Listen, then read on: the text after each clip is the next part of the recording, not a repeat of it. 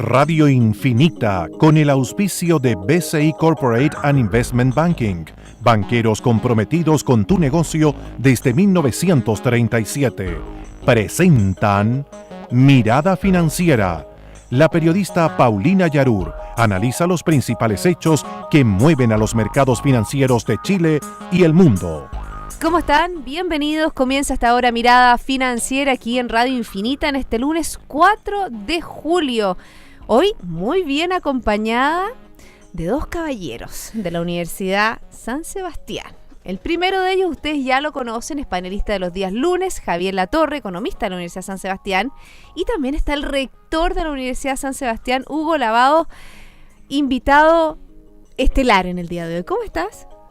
Ambos, bien, muchas bienvenidos. gracias por la invitación. Hola Paulina, ¿cómo estás? Buenas tardes. Vamos a hablar, por supuesto, de todo lo que está pasando en el mundo, como es la tónica de este programa, pero por supuesto que vamos a aprovechar de poner un acento especial en lo que significa la educación y en un libro que creo que lanzó hace 2 semanas atrás usted, que tiene mucho que ver con el proyecto de ley que dio a conocer la mandataria en el día de ayer. Así es, hace 11 días o algo así.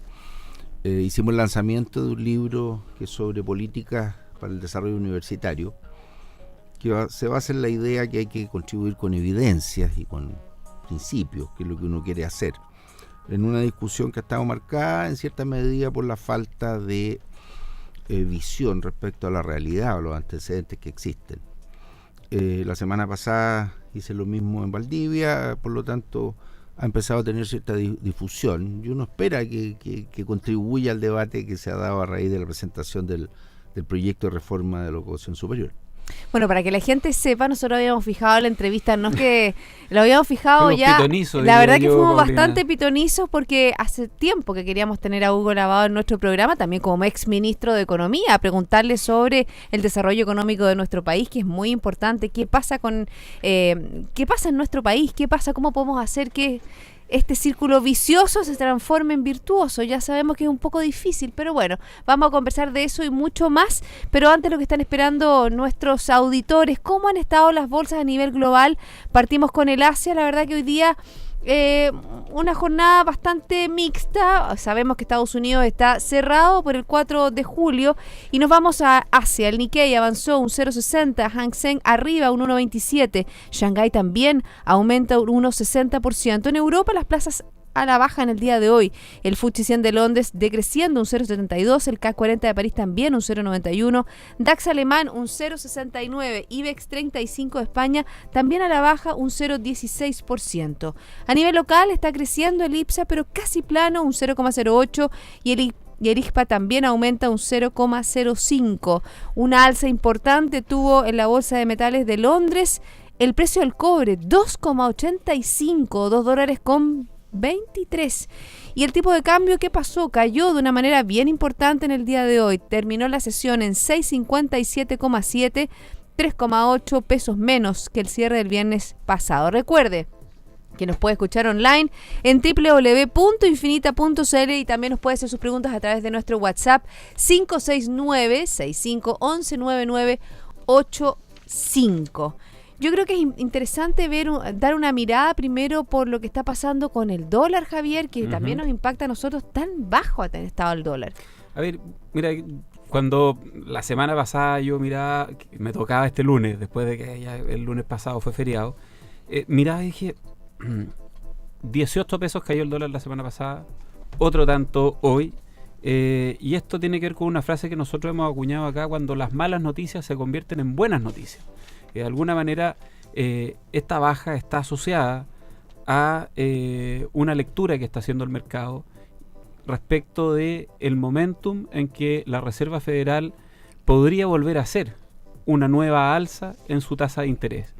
Ese momentum, a propósito de lo que ha ocurrido con el Brexit, a propósito también de lo que son las encuestas en las elecciones en Estados Unidos, donde tienes un Donald Trump que aparece bastante fuerte, un candidato fuerte, con un discurso más bien en la línea de lo que es el Brexit, más que en la línea de una integración económica mundial y fomentar el libre comercio, etcétera, etcétera.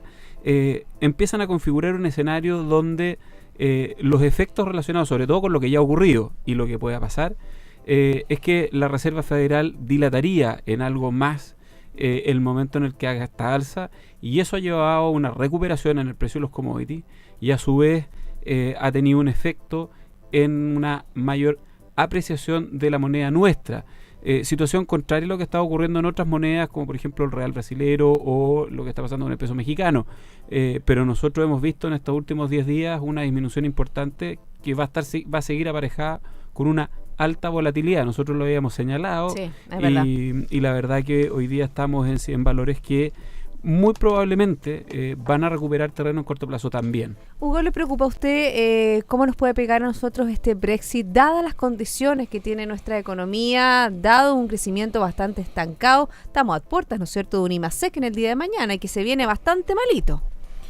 Bueno, por cierto, en general, si se mira la mayor parte de los años en que Chile ha tenido desempeño económico negativo, prácticamente todos en el siglo XX y lo que va del XXI se han debido a crisis internacionales, y esto tiene que ver con que Chile tradicionalmente ha sido una economía algo más abierta hace algunos años atrás que el resto de América Latina, hoy día mucho más abierta que el resto de América Latina, y en segundo lugar básicamente por nuestro tamaño.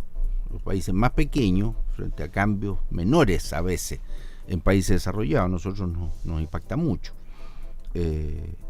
Ahora, yo creo que una parte no menor de los problemas internos en Chile tienen que ver con expectativas y tienen que ver con una caída de la tasa de inversión interna, que también, por cierto, la expectativa y la tasa de inversión interna están afectados por los fenómenos que pueden ocurrir en el resto del mundo. Una parte importante de los proyectos se hacen mirando hacia afuera, pero otra parte está influida por situaciones de incertidumbre y de problemas internos. Por lo tanto, yo creo que al igual que la mayor parte de los analistas que están mirando esto con mucho cuidado y atención, lo más probable es que este año tengamos un resultado más malo que lo que se señaló en la cuenta del ministro de Hacienda o en los antecedentes que entrega en el IPOM el Banco Central, y el próximo año no se ve mucha recuperación, desafortunadamente. Creo que ahí estamos enfrentando una situación complicada, con además una mayor dificultad que en el pasado para usar la herramienta de política fiscal, es decir, de expandir el gasto público, dado la pérdida de credibilidad que esto podría significar, el alza de tasa hacia Chile, etcétera. Se ha explicado ya con mucha profundidad este tema. Yo creo que ese es el contexto en que nos vamos a encontrar este año y el próximo, desgraciadamente. Incluso las expectativas, por ejemplo, hoy día se dio a conocer la última encuesta Academ, donde se habla de cómo opinan los chilenos con respecto al futuro de reformas clave que está impulsando el gobierno, por ejemplo, la tributaria, la educacional y la laboral. El 62% cree que debería retirarlas y volver a presentar nuevos proyectos. Hemos visto, ¿no es cierto?, y ahí podríamos entrar, yo creo que de lleno en algo que tiene que ver, si bien no es esencialmente económico, sí, claro que tiene que ver con algo económico, el tema educacional, porque lo hemos dicho en muchas oportunidades. Chile está al debe en materia de productividad para ponerse dentro o formar parte de estas grandes líderes de los mercados desarrollados, y para ello la educación es crucial. Ustedes dos trabajan en educación, en rector, ¿no es cierto? Y también Javier a cargo, ¿no es cierto?, de todo lo que son la extensión de la universidad. Ven como la educación es algo fundamental, y no solo en Santiago, sino que también la Universidad San Sebastián está presente en muchas regiones de nuestro país. Yo creo que eso es muy importante. Bueno, sin duda el tema de la educación formal, ¿no es cierto?, es clave, también la capacitación, la educación permanente. No es casualidad que los países que tengan tasas de productividad más altas y han tenido desarrollo sostenido por muchos años, en toda la etapa de posguerra, después del año 50, son países donde toda la población tiene promedios de escolaridad bastante altos. Nosotros aquí en Chile enfrentamos dos temas. Uno, con respecto a la calidad de las personas que se están formando hoy. Y lo segundo tiene que ver con la educación de nuestra fuerza de trabajo. O sea, estamos desgraciadamente en una situación donde, por ejemplo, la tasa de lo que se llama analfabetismo funcional, es decir, las personas que no entienden lo que leen, aunque hayan estado en años de escolaridad, es extremadamente alta. Por lo tanto, todos estos procesos toman tiempo. Ahora, yo estoy convencido que el impacto económico y también social de la educación en todos los niveles, y hoy día sabemos que la educación preescolar es crítica para el desarrollo de las siguientes etapas de la vida de cualquier persona, y la educación superior, que es donde nosotros nos encontramos, el trabajo en una universidad, también es crítica porque tiene que estar preparando los profesionales que el país va a necesitar, y uso el futuro porque una de mis principales críticas respecto a lo que se ha debatido en la reforma, que yo creo que no está mirando el futuro. Bueno, hablemos un poco de lo que se necesita, Javier. Yo creo que es súper importante tener, ¿no es cierto?, esa perspectiva, ese olfato de mercado, lo que necesita en nuestro país para ser un país desarrollado. Yo creo que sería súper interesante aprovechar la presencia del rector acá, que fue ministro de Economía hace algunos pocos años atrás, sin ir más lejos, y preguntarle, como dices tú, ¿qué se puede hacer? Porque nosotros siempre comentamos acá, como dijiste, la pérdida de productividad, y es una pérdida de productividad que como país también venimos teniendo ya de forma sistemática. O sea, esto no es un asunto de 1 o 2 años puntuales, de la situación externa de estos últimos 2 o 3 años, sino que es una situación que es posible evidenciar al menos desde los últimos 10. Y dada esa pérdida de competitividad derivado de esto, yo creo que es muy importante hacer la pregunta que tú haces, es decir, ¿cuáles son esos desafíos? Probablemente uno de ellos, sin duda, es el de la educación, como se decía, formal. Otro tiene que ver con el área que me toca a mí, que es el área de, como bien dijiste tú, de extensión, que es el área posterior, los posgrados, la educación durante y a lo largo de la vida, preparando en escenarios de mayor necesidad de los entornos productivos a los cuales pertenecen las personas. Eso a nosotros como institución nos desafía de manera importante, porque nosotros estamos en Concepción, en Valdivia y Puerto Montt, y cuando tú visitas cada una de esas sedes, las realidades productivas de cada una de esas regiones son diferentes, y por lo tanto hemos tenido un avance notable respecto de cómo tú te aproximas con una oferta de formación que genere impacto real en las personas de esa comunidad. Y ahí yo creo que el libro que publicó nuestro rector en conjunto con Ramón Berríos, que compartimos comités académicos y varias cosas. Digamos el nombre del libro, se llama Políticas para el Desarrollo Universitario, Principios y Evidencia, donde por supuesto se habla de el rol y la importancia de las universidades privadas derribando una serie de mitos. Exactamente, y eso es lo que te iba a decir. Y uno de esos es no reconocer la diferencia que existe entre los modelos de universidad. Hay varios conceptos bien interesantes en el libro que no sé si los vamos a alcanzar a comentar todos, rector, pero uno de esos es esto, y tiene que ver con reconocer esta instancia. Entonces, acá yo te diría que otro de los grandes problemas que hay, sobre todo en materia económica, es que muchas veces parten de un diagnóstico errado, se diseña una política a partir de un mal diagnóstico, y no se consideran, además de las diferencias que hay de ese diagnóstico dependiendo de dónde estás. Esto es como el cambio de hora. O sea, si quisiera hacer un paralelo, cuando tú cambias la hora mirando solo Santiago y no miras lo que está pasando en Punta Arenas, evidentemente que eso va a generar algún efecto no deseado en una parte de la población que también es importante mirar. Ya son las 2:16, yo creo que ahí la pregunta ya estaba el Quedó pase hecha. hecho, está el pase hecho para Hugo Lavaos, rector de la Universidad San Sebastián, para que nos conteste un poco cuáles son los desafíos. ¿Qué pasa con la gratuidad? Porque usted en algún minuto habla de una discriminación arbitraria con respecto a la gratuidad, porque también hay distintas formas de educar. Eso y mucho más lo vamos a hacer luego de la pausa. Después nos vamos a entrar, obviamente, a desgranar este nuevo libro sobre la educación superior. Liderazgo es la capacidad de tomar la iniciativa de llevar adelante los desafíos incentivando a los demás. BCI Corporate and Investment Banking, banqueros comprometidos con tu negocio desde 1937. Ya volvemos. Las águilas tienen 1 millón de células sensibles a la luz por cada milímetro cuadrado de retina. Esto es 5 veces más que los humanos. Eso es visión. En BCI Corporate and Investment Banking somos diferentes y eso está en nuestra naturaleza. Por eso llevamos casi 80 años junto a nuestros clientes demostrando nuestra visión. BCI Corporate and Investment Banking. Banqueros comprometidos con tu negocio desde 1937. Banco BCI es agente comercializador de cuotas de fondos administrados por BCI Asset Management. Infórmese sobre la garantía estatal de los depósitos en su banco o en www.sbif.cl. Antes de contratar, informes en www.bci.cl.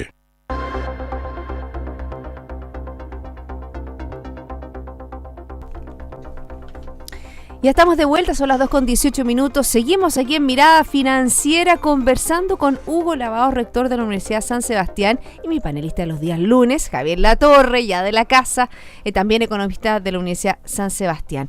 Hugo, le iba a preguntar sobre este nuevo libro, lo decimos de nuevo para quienes no lo escucharon en la primera parte del programa, Políticas para el Desarrollo Universitario, Principios y Evidencias. La verdad que es un libro que salió a la luz, ¿no es cierto?, se dio a conocer ya hace 11 días, justo previo a esta nueva ley que manda ayer la Presidenta de la República, una ley que la verdad que ha generado ya muchas críticas desde el inicio de la cadena nacional en el día de ayer.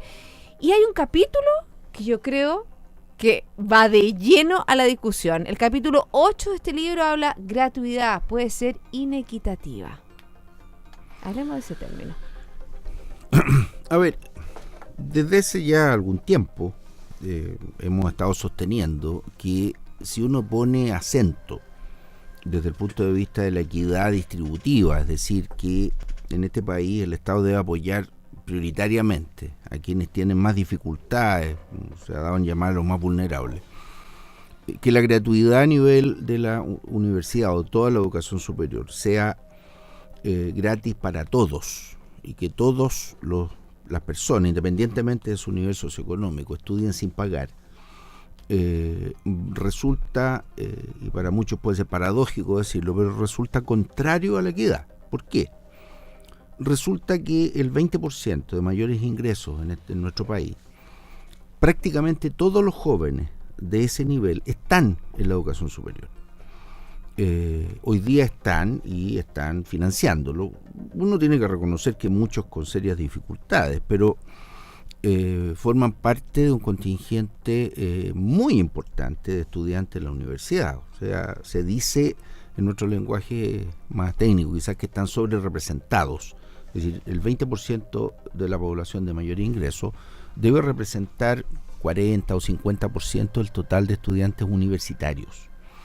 En el otro extremo, el 20% de menores ingresos o el 40% de menores ingresos, solo 35, 36 de cada 100 jóvenes de ese segmento están en la educación superior. Por lo tanto, nuestro país tiene un camino que recorrer todavía en términos de incrementar la participación dentro de lo que es el sistema universitario o institutos profesionales CFT de los sectores más vulnerables. Ahora, para que esos sectores estudien, no solo requieren una universidad gratis o un IP gratis, requieren también otro tipo de apoyo, tanto académicos como económicos, ¿no es cierto? Tiene que financiar su transporte, alimentación, etcétera. En la situación actual, seguir incrementando los porcentajes de personas que estudian sin pagar significa menos recursos para el resto, y eso es inequitativo porque significa más recursos para los que tienen más, para los que necesitan menos. Y eso concentrado, por ejemplo, en las universidades estatales, porque ¿qué pasa con las universidades privadas? También yo creo que eso es interesante ponerlo dentro de la mesa. A ver, yo te diría que dentro del sistema chileno está concentrado en prácticamente todas las universidades. Yo diría que uno de los mitos que hacía referencia, que tratamos de demostrar en el libro, que es eso, un mito. Es decir, a alguien se le ocurrió en algún momento y lo repitió y se sigue repitiendo sin ver los datos. Lo que pasa es que en Chile hay un par de universidades que son muy selectivas. Y todas las conocemos, son la Chile y la Católica. En el mundo privado, en general, puede haber una o dos, la Adolfo Ibáñez y la Universidad de los Andes. Si tomamos el resto de las universidades, tanto estatales como del Consejo de Rectores y privadas propiamente tales, todas somos muy parecidas en términos de nuestro perfil de estudiante. Y no puede ser de otra manera porque estamos en Chile y en Chile resulta que solo el 7-8% de estudiantes egresan de la educación media particular pagada. Por lo tanto, el resto tiene características muy similares. Hay un dato, Paulina, que yo creo que complementa lo que estaba señalando el rector recién y que es muy importante a la hora de hacer la revisión de si las políticas que se han venido implementando han sido del todo malas como se quiere plantear hoy para poder refundar, que es parte un poco de los espíritus que corre detrás. Fíjate que los dos últimos quintiles, los de menores ingresos a los que apuntaba el rector, a principios de los años 90 tenían y representaban dentro de la educación superior el 4%, o sea, solo el 4% de la población de esos quintiles y el 6,3% respectivamente accedía a la educación universitaria, es decir, 6 de cada 100 chicos del segundo quintil y 4 de cada 100 del primero iban a la universidad. A propósito de las políticas que se implementaron a poco antes de los 90 y que se desarrollaron firmemente entre los 90 y sobre todo en el 2000, cuando nace el crédito coronal del Estado, etcétera, hoy día 26,9% de los jóvenes del quintil más vulnerable de este país tiene acceso a la educación superior y una cifra equivalente también el 28% del segundo quintil.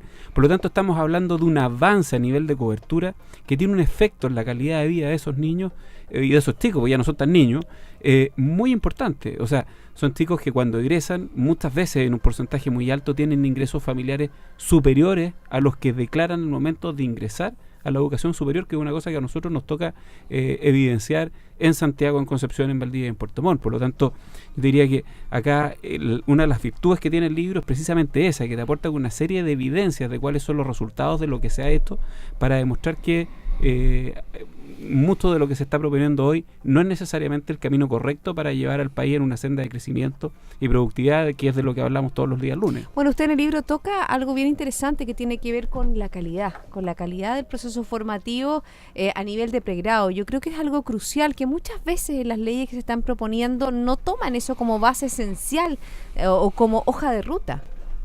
Bueno, uno de los problemas que ha tenido el inicio de la política de gratuidad del actual gobierno y tal como los antecedentes que disponemos tiene el proyecto, es que tiene una mirada a muy corto plazo. Y en el corto plazo la situación económica que conversábamos hace un rato atrás es muy apretada, el Estado tiene menos recursos y por lo tanto, hablando en términos simples, nos da la impresión que crezca la torta total que el Estado, el gobierno puede asignar hacia el conjunto de universidades. Entonces el tema es que el debate se ha trasladado de mirar hacia el futuro, que es lo que nos conviene como país, de hacer de nuestras universidades de la educación superior, se ha trasladado a un tema muy de corto plazo, bastante pedestre, de quien tiene un pedacito de la torta un poco más grande, y eso significa que el del lado tiene un pedacito de torta más chico, porque si el tamaño total no crece, uno tiene, para poder incrementar su porción de torta tiene que sacarle a alguien. Los problemas de educación superior y universitario, esa es una de mis críticas y uno de los planteamientos que está en el libro que comentamos, son de largo plazo.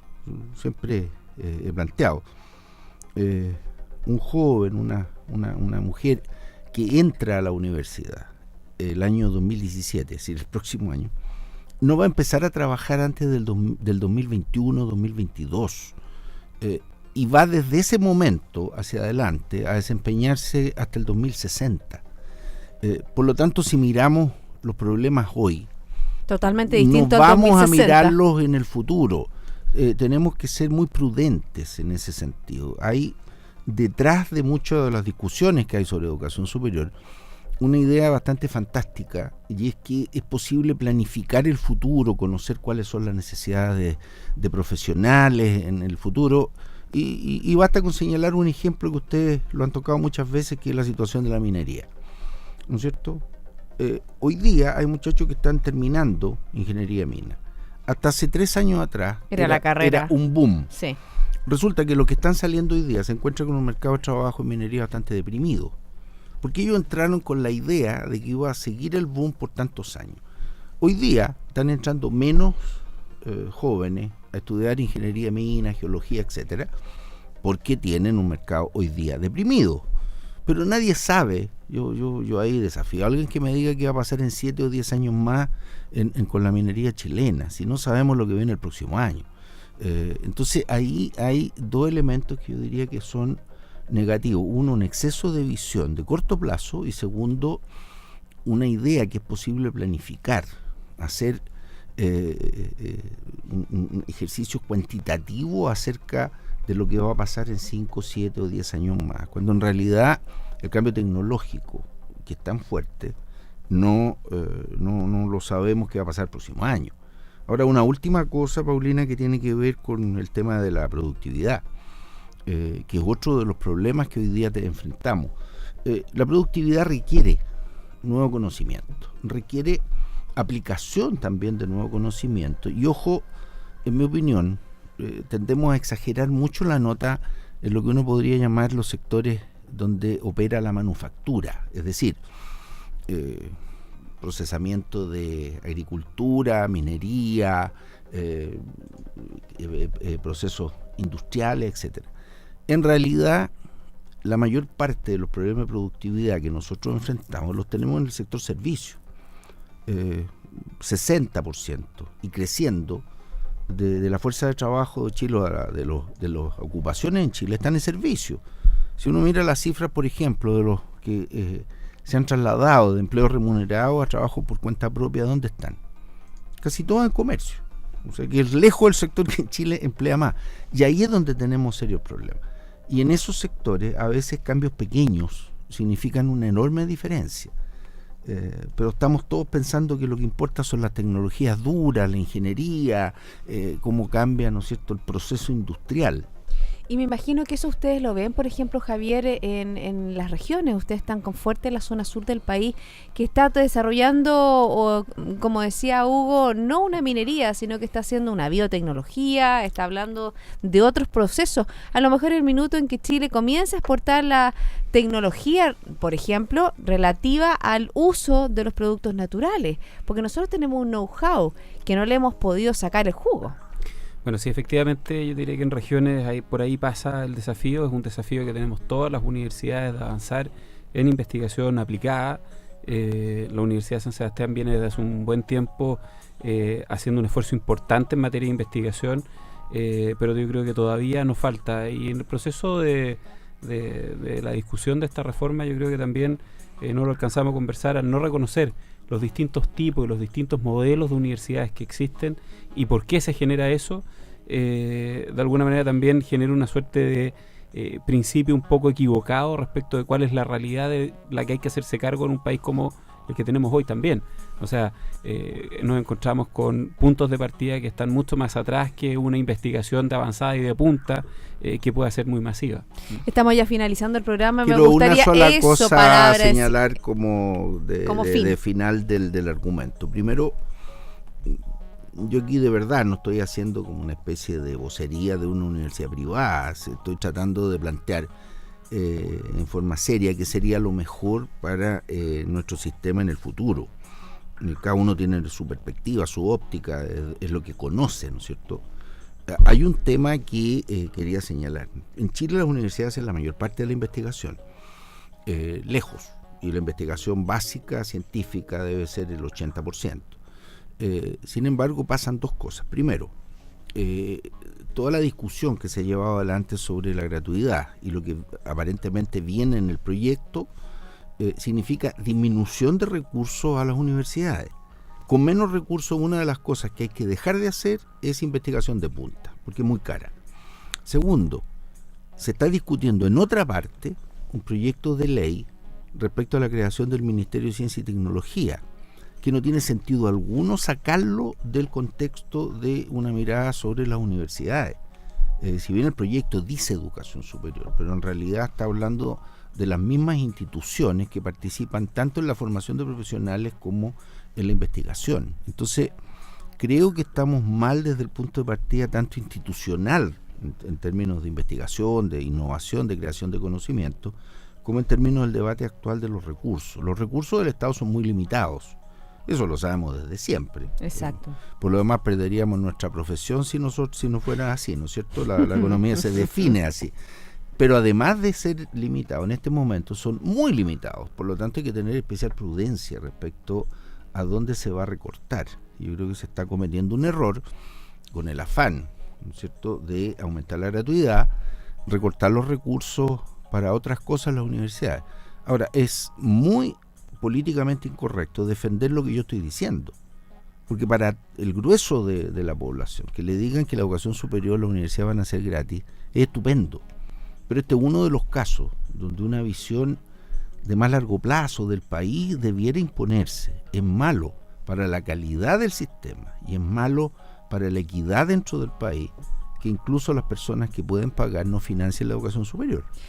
Sin lugar a dudas, un tema que da para muchos. Desgraciadamente tenemos 30 minutos en este programa. Hugo Lavados, 1.000.000 de gracias por haberme acompañado en el día de hoy. Cuando lo quiera.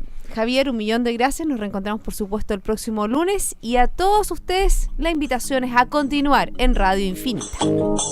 Esto fue Mirada Financiera, con el auspicio de BCI Corporate and Investment Banking, banqueros comprometidos con tu negocio desde 1937.